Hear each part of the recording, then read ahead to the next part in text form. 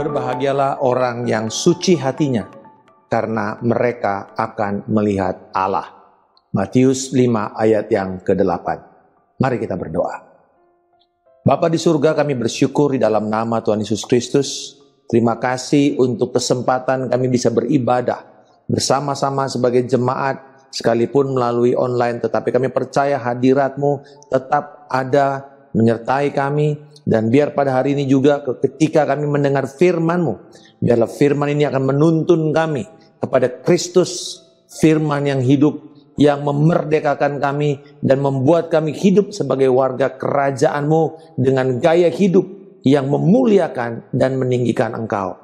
Terima kasih Roh Kudus, Engkau yang singkapkan, Engkau yang buka mata hati kami, supaya kami bisa melihat pengharapan di dalam Kristus lewat firman-Mu ini Tuhan. Di dalam nama Yesus kami berdoa dan mengucap syukur. Haleluya. Amin. Shalom Bapak Ibu, saudara-saudara sekalian, jemaat yang dikasihi Tuhan.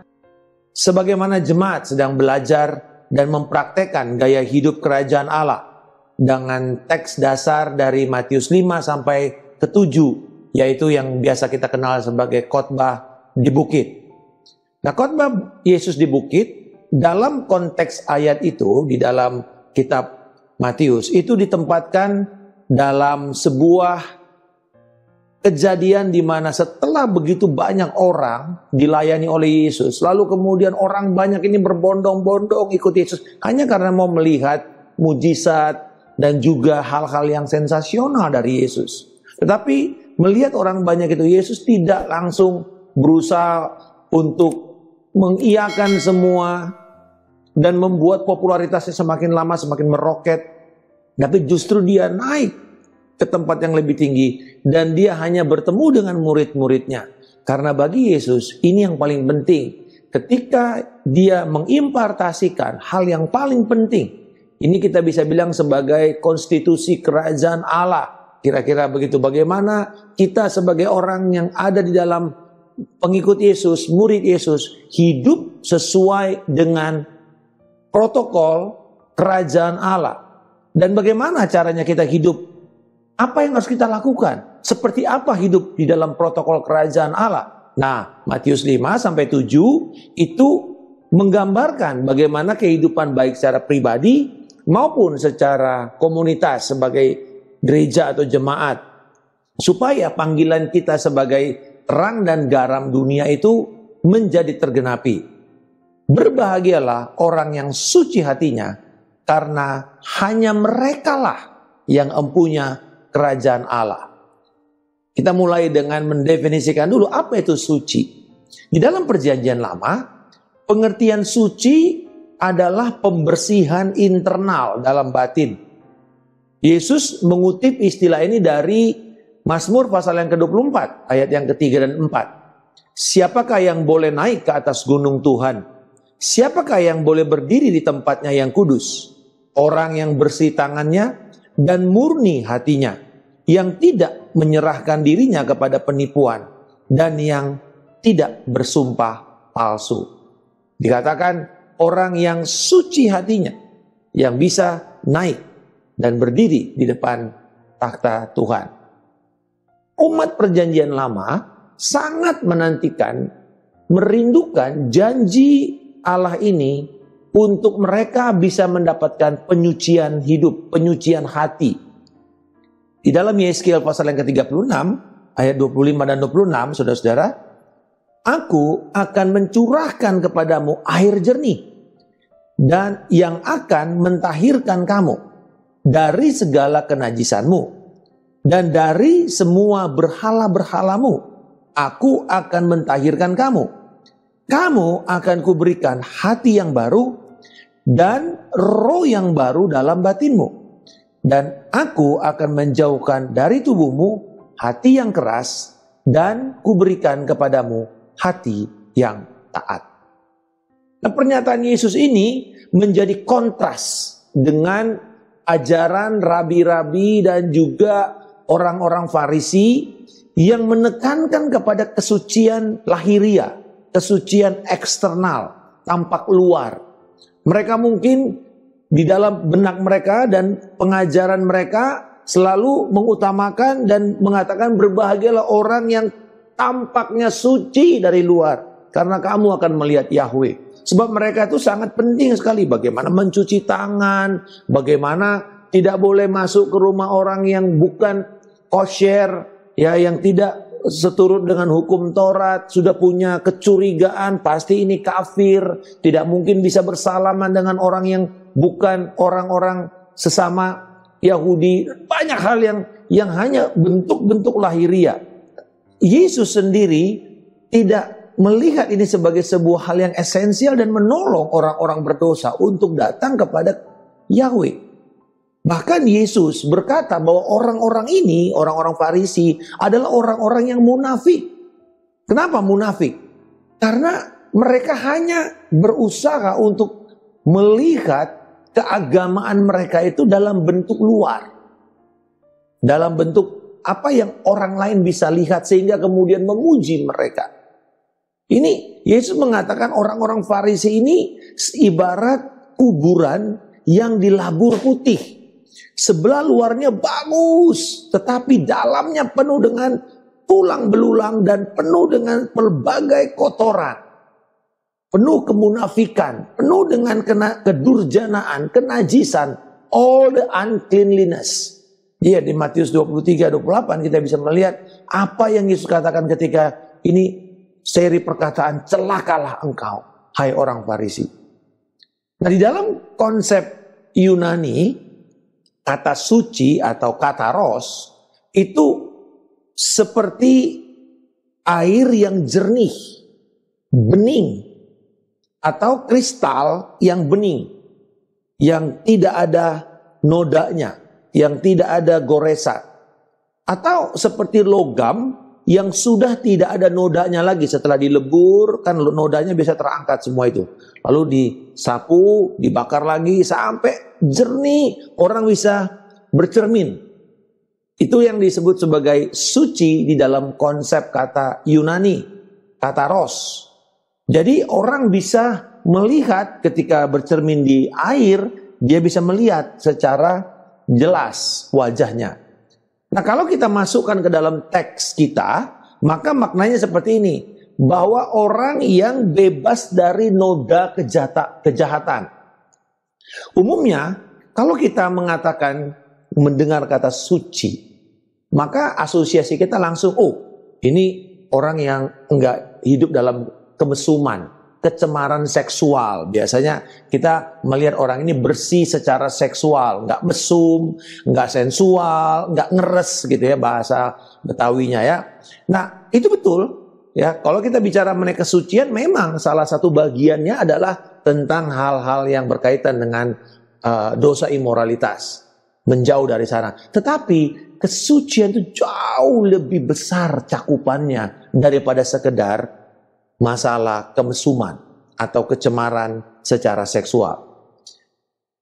Kesucian hati itu memiliki makna tidak tercampur, murni, tidak tercampur dengan dunia dan loyalitas tunggal kepada Allah. Di dalam hubungan kita, relasi kita dengan Allah, maka kesucian ini menjadi syarat dasar. Berarti ada satu devosi, ketaatan, ibadah yang tunggal hanya kepada Dia Allah yang menyelamatkan kita. Dan orang yang suci berarti hatinya itu terpaut sepenuhnya kepada Allah. Tidak ada Allah lain.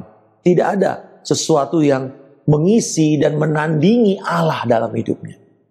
Nah, ini yang dikatakan oleh Yakobus dalam Yakobus 4 ayat 8.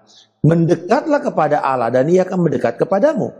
Tahirkanlah tanganmu, hai kamu orang-orang berdosa, dan sucikanlah hatimu, hai kamu yang mendua hati, hai kamu yang double minded, yang hari ini percaya, besok ragu-ragu, hari ini pegang Yesus, besok mungkin pikir yang lain. Jadi segala sesuatunya itu selalu bercabang. Sehingga orang-orang seperti ini akan kehilangan damai sejahtera, tidak akan pernah punya damai sejahtera. Karena nggak akan pernah punya sikap yang tunggal kepada pengabdiannya dalam hubungannya dengan Tuhan. Suci hati artinya tidak mendua terhadap Allah. Juga artinya dalam relasi kita dengan Allah, kita tidak memakai Allah hanya sekedar alat. Nah, ini yang paling serius, kita tanpa sadar. Kita hidup di dalam kecemaran. Mungkin kita tidak melakukan dosa seksual. Kita masih tetap setia dengan pasangan kita. Kita nggak pernah dengan pelacur, pornografi. Tetapi bagaimana dengan sikap pikiran kita yang hanya memakai Allah untuk menggenapi keinginan kita, memenuhi keinginan kita, memenuhi ambisi kita. Dengan kata lain, Allah hanya kendaraan untuk kesuksesan saya. Apa bedanya kalau begitu Allah dengan mesin ATM? Yang penting kita tahu kodenya, sandinya, lalu kemudian kita bisa dapatkan. Dan sayang sekali, banyak ajaran-ajaran Kristen kontemporer yang mengatakan cukup perkatakan berulang-ulang saja firman Tuhan, pasti kamu akan dapat hasilnya. Oh saudara, ini seperti mantra. Dan akhirnya mantra-mantra yang kita pakai setiap hari kita ganti saja dengan firman. Lalu kemudian kita terus fokus kepada keinginan kita tanpa pernah mempertimbangkan apakah itu kehendak Allah. Jadi dengan kata lain, Allah harus melayani keinginan saya. Itu sama dengan orang yang tercemar, mendua hati. Nah, secara positif, kata suci itu bisa kita pakai dengan kata kontemporer seperti fokus. Kesucian juga diwakili dengan kata konsentrasi, ketulusan, kusyuk, dan juga ketunggalan atau singleness of purpose, singleness of vision. Ketunggalan. Nah, bagi kita yang hidup di abad ke-21 ini, kalau kita mengatakan konsentrasi, kayaknya ini sesuatu yang tidak mudah ya. Karena dari kecil, mungkin anak-anak kita sekarang sudah hidup dengan kebisingan. Belajar pakai musik, lalu kemudian nonton, ada suara-suara yang ada sekitar kita, dan kemudian kita ini mudah terdistraksi. Dan ketika tidak ada sesuatu suara dalam kesenyapan, dalam kesunyian, dalam keheningan, kita jadi bingung apa yang terjadi, what's going on. Nah, padahal kita mesti tahu bahwa ada waktu-waktu di mana Allah menginginkan kita untuk menghargai keheningan itu. Dan bayangkan juga dengan kesibukan, dengan lagi kita di dalam zaman Zoom ini, kita hidup dengan multi screens ya. Banyak tuh layar-layar yang ada di layar handphone, layar iPad mungkin, layar komputer kita. Bahkan terkadang kita menggunakan meeting Zoom itu dengan multi devices, sehingga satu Zoom ada 2 meeting mungkin yang bersamaan, tetapi kita mesti pakai konsentrasi, satu telinga di sebelah kan kita untuk kemudian mendengar, dan kemudian kita mendengar lagi apa yang ada di meeting yang lain, atau yang satu cuman kita jalankan saja, kita matiin videonya. Tidak ada single concentration. Kita bangga kalau kita bisa multitasking, tetapi di dalam hati kita dengan Tuhan tidak bisa kita multitasking. Kita harus memiliki keseriusan. Yesus menerangkan kesucian ini dengan dia menambahkan bobot kata hati. Jadi kesucian hati ini membuat menjadi serius, saudara. Karena ketika kita bicara hati, itu kan pusat dari segala apa yang akan mempengaruhi kehidupan manusia. Dan hati kita ini, itu kan kombinasi dari pikiran kita, perasaan kita, tubuh kita, emosi kita, intelektual kita, segala macam cara kita untuk pengambilan keputusan. Ini penting, dan bayangkan kalau hati kita ini tidak tertuju dan tidak beribadah kepada Tuhan kita Yesus Kristus, apa yang akan terjadi? Hati manusia ini pusat dan sumber aktivitas. Kalau ini ibarat mata air, kalau mata airnya kotor, maka apa yang terjadi? Dia akan mengeluarkan air, tetapi air yang tercemar. Dan orang-orang yang akan menikmatinya akan penuh dengan sakit penyakit. Itulah yang terjadi kalau hati kita ini penuh dengan kecemaran, saudara. Apa yang akan terjadi? Segala sesuatu yang keluar dari pikiran kita, dari mulut kita, dari ide kita, dari kreativitas kita akan menyakitkan orang lain. Tidak membawa berkat. Yeremia 17 ayat yang ke-9 mengatakan betapa penting dan gentingnya, how crucial, how critical the heart is. Dikatakan betapa liciknya hati, lebih licik daripada segala sesuatu. Hatinya sudah membatu. Siapakah yang dapat mengetahuinya?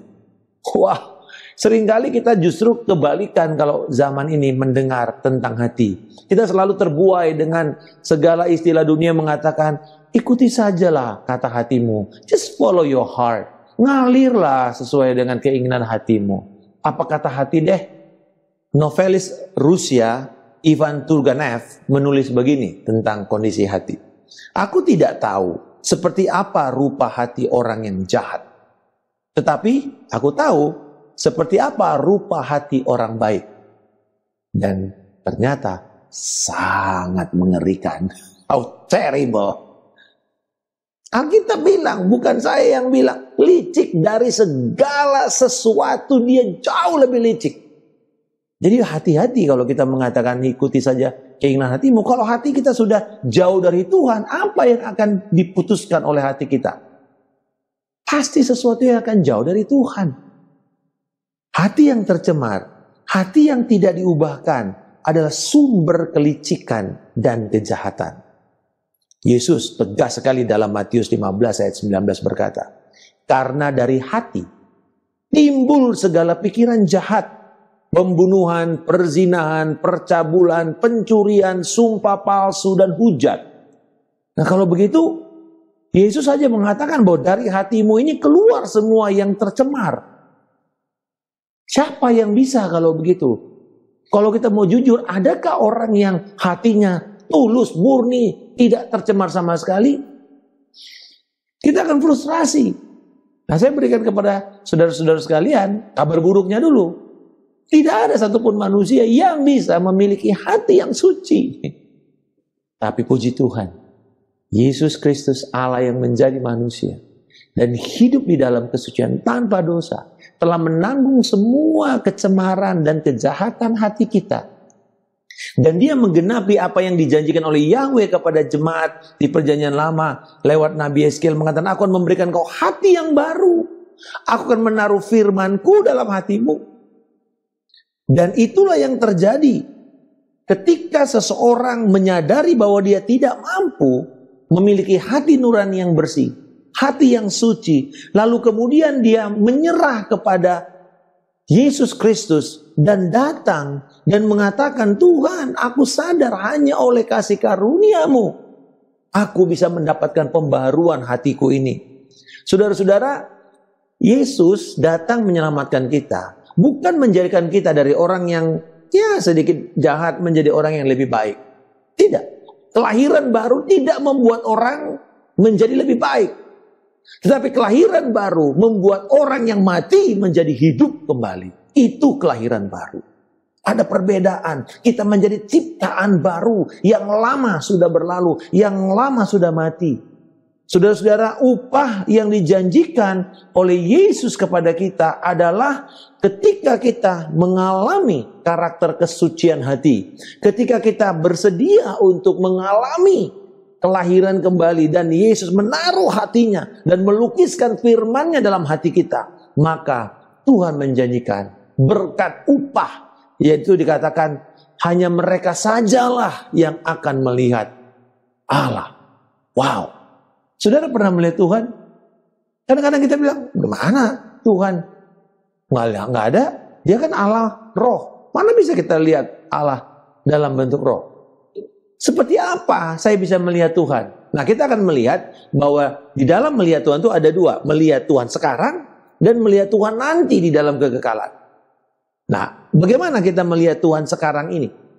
Kalau pandangan kita yang datang dari hati yang suci, yang sudah dilahirbarukan, yang dikuduskan setiap hari, maka hati yang suci itu mempengaruhi, menjernihkan pandangan kita. Dan kemudian kita akan melihat yang pertama, kita bisa melihat Tuhan lewat firman-Nya. Karena sekarang oleh kesucian hati, kita akan mendapatkan penyingkapan oleh Roh Kudus. Kita melihat firman Tuhan. Hanya orang yang sudah lahir baru yang bisa melihat keindahan dan penyingkapan firman Tuhan. Semakin kita mencintai firman Allah, kita akan melihat, wow, begitu dahsyat. Hanya mungkin satu kalimat kita bisa renungkan begitu lama. Belum lama ini saya merenungkan hanya Rut pasal pertama, ayat pertama, bagian pertama. Jadi saudara, ini sudah satu kalimat aja sudah begitu kayanya. Dan ini kita melihat bahwa waktu saya belum terima Yesus, saya baca Alkitab. Tiap malam baca Alkitab. Tapi nggak ada semua yang membuka mata saya. Tidak ada satu apapun yang bisa membuat hati saya tergejolak untuk mengatakan, wow, saya mau firman ini. Nggak ada. Sampai saya lahir baru. Baru saya bisa melihat kekayaan firman Allah.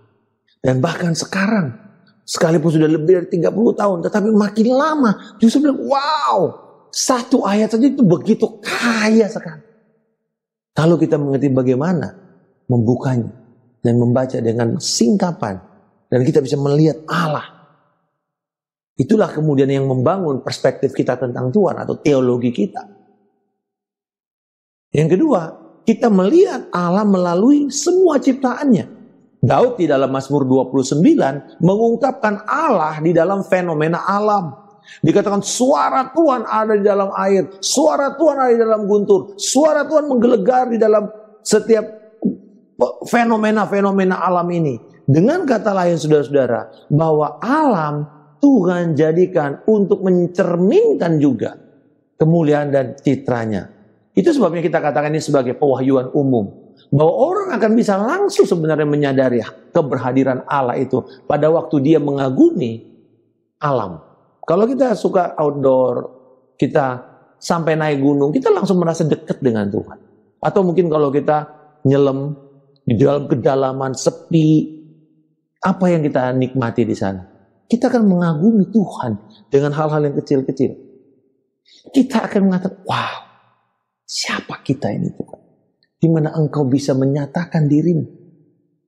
Allah berbicara, Allah menyatakan dirinya. Kita bisa melihat Allah lewat firman-Nya, kita bisa melihat Allah lewat ciptaannya. Tetapi juga yang ketiga, kita bisa melihat Allah lewat peristiwa-peristiwa kehidupan yang Tuhan izinkan terjadi di dalam hidup kita. Atau yang Tuhan izinkan kita lihat itu terjadi dalam hidup kita. Contohnya wabah COVID-19 ini. Semua orang, kecuali mungkin hanya segelintir orang yang pernah mengalami wabah mendunia, yaitu wabah flu Spanyol. Bila mereka mungkin sudah hidup tahun 1918, dia mungkin masih bisa bertahan hidup sekarang, mungkin sudah hampir 100 tahun, tetapi jarang sekali. Tapi ada. Nah, saudara-saudara, ini sesuatu yang sekali seumur hidup kita akan alami. Melihat fenomena wabah yang dunia. Dulu saya baca sejarah, saya bilang, wow, ini wabah penyakit pes, Black Death itu bisa membunuh hampir sepertiga populasi Eropa. Wow, saya bayangkan setiap hari 700 nyawa itu mati, dibakar di London karena penyakit itu begitu merebak dan membuat orang itu mati cepat.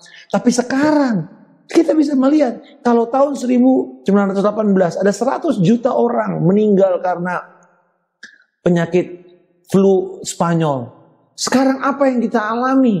Seluruh dunia mengalami, dan tidak ada satupun senjata-senjata yang hebat secara konvensional bisa mengalahkan ini, saudara. Satu kejadian di mana kita belajar peristiwa ini dan Tuhan tetap bekerja di sini.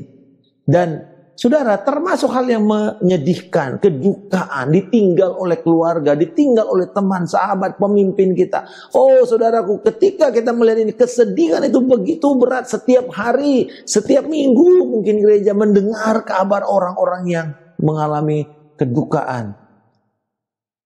Ayub menyimpulkan ke semua sengsaranya itu dengan pernyataan ini.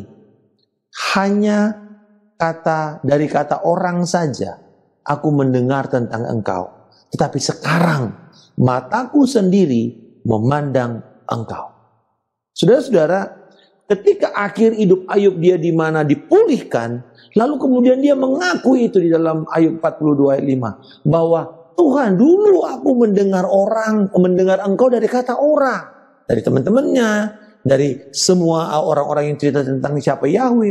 Tetapi sekarang setelah melewati semua, kehilangan anak, kehilangan bisnis, disuruh ngutukin hari kelahiran oleh istrinya, ditinggalkan oleh istrinya. Oh, banyak teman-teman yang menuduh dia.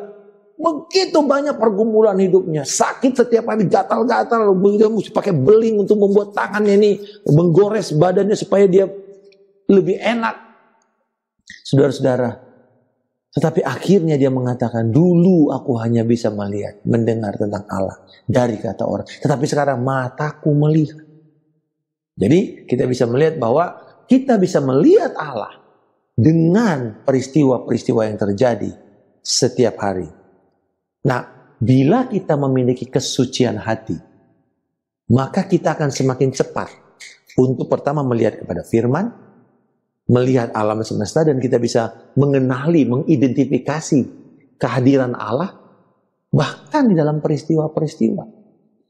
Nah, saudara-saudara, kita bisa melihat di sini, semakin hati kita suci, mata kita akan semakin cepat untuk mengenali, semakin terang untuk melihat tangan dan karya Allah terjadi di sekitar kita, sehingga kemudian kita bisa memiliki perspektif yang lebih baik.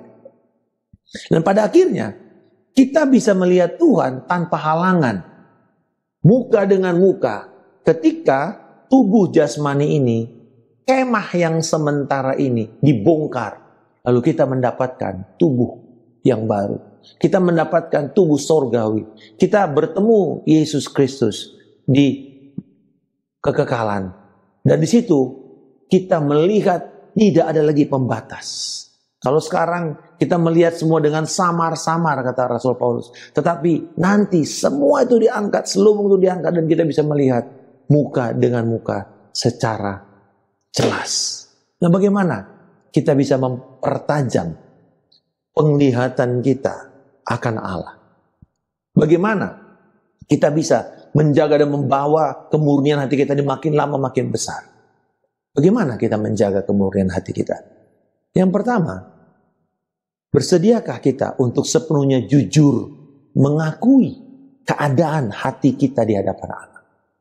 Ketika Daud dihadapi oleh Nathan, dia mengatakan, Tuhan, berikan aku hati yang tahir. Tahirkanlah hatiku Tuhan. Selidikilah aku Tuhan. Oh, saudara, Daud itu menjadi orang yang berkenan kepada Tuhan bukan karena dia sempurna, bukan karena dia tidak pernah melakukan kesalahan. Daud bahkan lebih jahat daripada Saul. Dia ambil istri orang dan dia bunuh suaminya dengan terencana.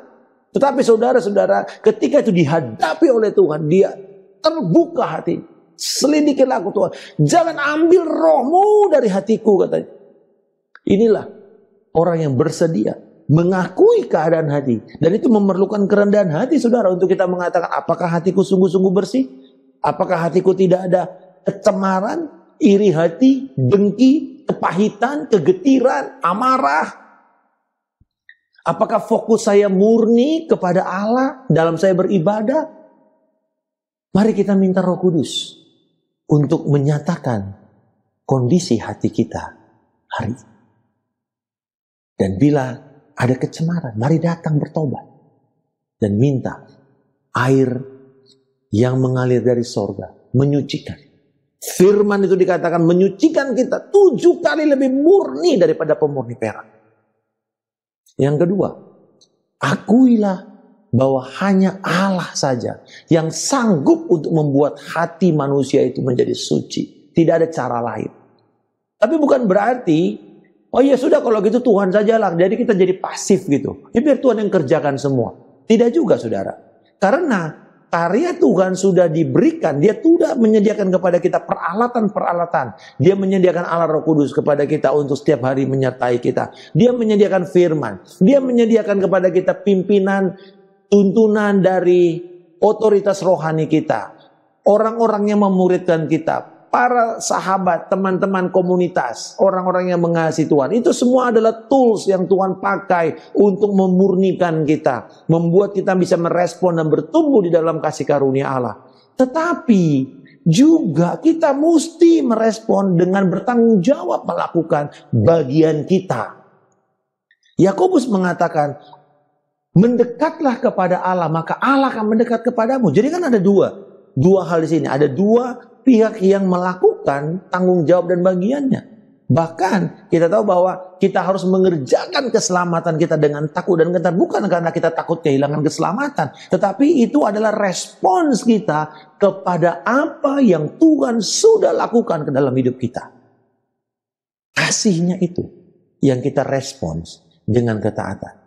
Obedience is the fruit. Union in Christ, it's the root. Jadi ketaatan kita itu yang menjadi bagian yang kita lakukan di dalam sehari-hari sebagai orang yang sudah ditebus menjadi warga kerajaan Allah. Itu hanya terjadi sebagai hasil persekutuan. Kemanunggalan antara kita dengan Allah. Kita masuk di dalam firman-Nya. Union with Christ menghasilkan ketaatan. Bukan ketaatan sebagai bukti bahwa saya ini sudah lahir baru. Bukan. Ketaatan itu buah. Kalau tidak ada union with Christ dalam hidup saudara, tidak akan ada hasilnya. Mari kita bertanggung jawab. Ini yang kita sebut sebagai biblical balance. Ya, keseimbangan biblikal. Di mana ada bagian Allah yang sudah dia kerjakan, sudah selesai di dalam Kristus Yesus. Dan sudah menyediakan segala sesuatu untuk kita bertumbuh. Tetapi juga bagian kita mengerjakannya dan membayar harganya dengan keseriusan sebagai bagian komitmen kita kepada Tuhan. Yang ketiga, lihat hatimu, cek hatimu, minta kepada Tuhan untuk Dia menguduskan. Yang ketiga, penuhilah pikiran kita ini dengan firman Tuhan yang murni, yang suci, saudara. Dengan demikian, maka cara pandang kita akan perlahan-lahan dicerahkan, dimampukan untuk melihat dengan perspektif Allah. Melihat dari ketinggian, bukan lagi sekedar kita flat level gitu ya. Dengan kondisi ini kita cuma lihat dengan kacamata manusia. Tapi mari kita naik ke puncak gunung Allah dan melihat apa yang terjadi. Saudara-saudara, apakah kita melihat Tuhan setiap hari? Sewaktu kita bangun, sewaktu kita melihat kepada firman-Nya. Biarkan ketika lewat firman kita dimampukan melihat perspektif Allah.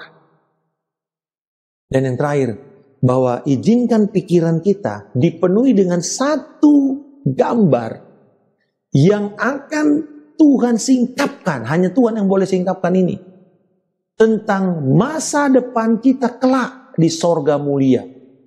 Kita mendapatkan visio Dei, penglihatan akan Tuhan yang ada di kekekalan. Karena semua orang-orang di dalam Alkitab, ketika dia melihat Tuhan, mereka bertahan di dalam kegigihan mereka mengikuti Tuhan, sekalipun mereka pernah gagal. Bayangkan ketika Petrus melihat Yesus di dalam gunung transfigurasi, apa yang terjadi? Dia boleh gagal, saudara, tapi dia melihat Yesus yang begitu suci. Dan dia bilang, aku mau tinggal di sini. Tapi saudara tahu kemudian dia gagal, dia mengkhianati Yesus, dia menyangkal Yesus. Tetapi gambaran itu tidak pernah hilang dalam hidupnya. Sehingga ketika dia dipulihkan dan dia melakukan pelayanan, dia begitu banyak mengalami kesengsaraan, itu tidak pernah hilang. Paulus ketika dia melihat visi yang memanggil dia dari jalan di Damaskus, dia katakan, terhadap penglihatan yang dari sorga ini, aku tidak pernah tidak taat. Sekalipun banyak sekali yang dia harus lewati lembah-lembah kekelaman itu. Melihat Tuhan, saudara. Dan saya berdoa biar setiap jemaat melihat, mendapatkan visi ini. Saya mendapatkan ini pada waktu saya masih kuliah di kampus. Satu hari saya punya kerinduan, satu minggu tuh saya bilang, aduh saya minta izin, saya gak masuk kuliah. Saya berdoa, saya puasa, cuma untuk satu hal. Tuhan, saya mau melihat seperti apa kelak nanti sorga itu. Saya doa dan saya doa dan saya doa. Sampai akhirnya 5 hari kemudian Tuhan Roh Kudus mendorong saya bilang stop. Tiba-tiba saya seperti mendapat penglihatan sorga dan apa yang terjadi seperti film, saudara. Sejak itu sampai hari ini penglihatan itu menggelora terus, saudara. Menggelora. Dan Rasul Yohanes memberikan kepada kita bahwa ini loh, kalau kamu punya ini.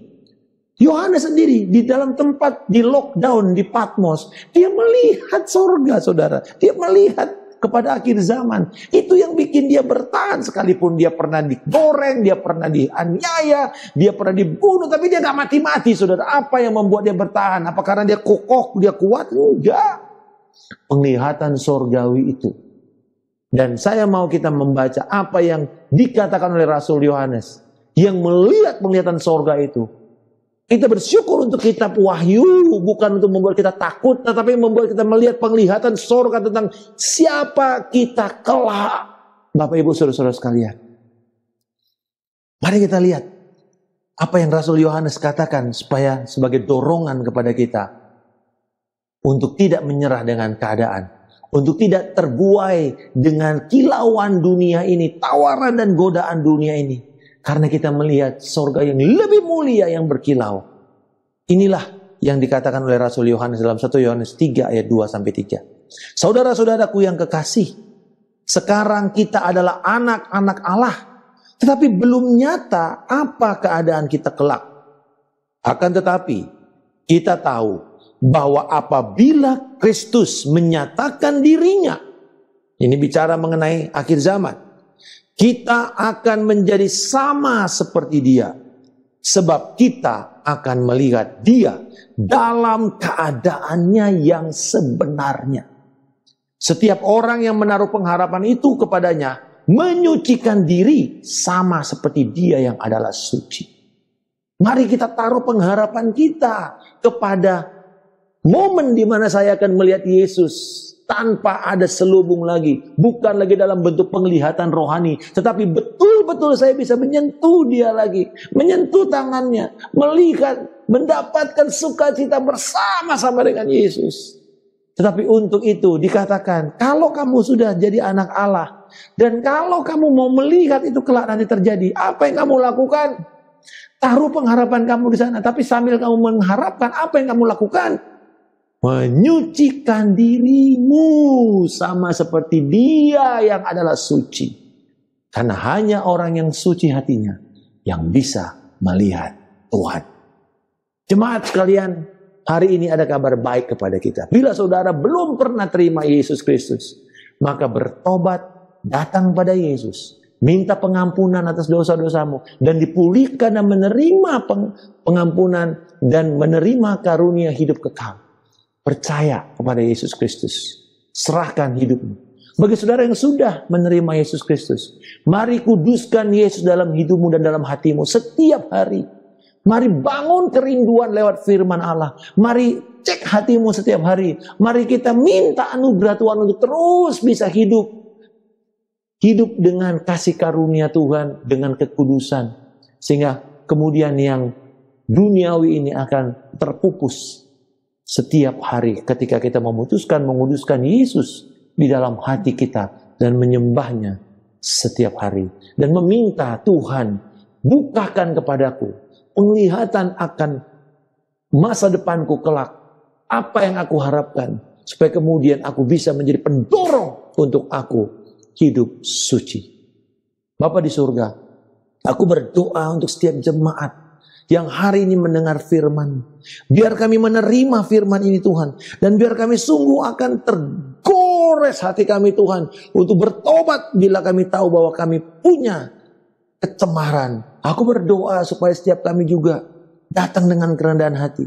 Dan biarkan kami mengizinkan Roh Kudus menyelidiki hati kami. Dan aku berdoa Tuhan agar Engkau punya Berikan kepada kami hati yang haus, yang lapar, rindu akan kebenaran-Mu.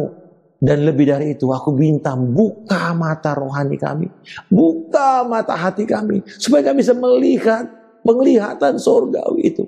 Dan di atas itu Tuhan, kami tidak akan menyerah, sekalipun keadaan begitu sulit. Karena penglihatan itu menantikan penggenapannya. Dan sambil kami menantikan, kami akan bertekad hidup dalam kekudusan dan menjaga kesucian hati kami, sama seperti Engkau adalah suci. Di dalam nama Tuhan Yesus Kristus kami telah berdoa dan mengucap syukur. Haleluya, amin. Puji nama Tuhan. Shalom saudara-saudara sekalian.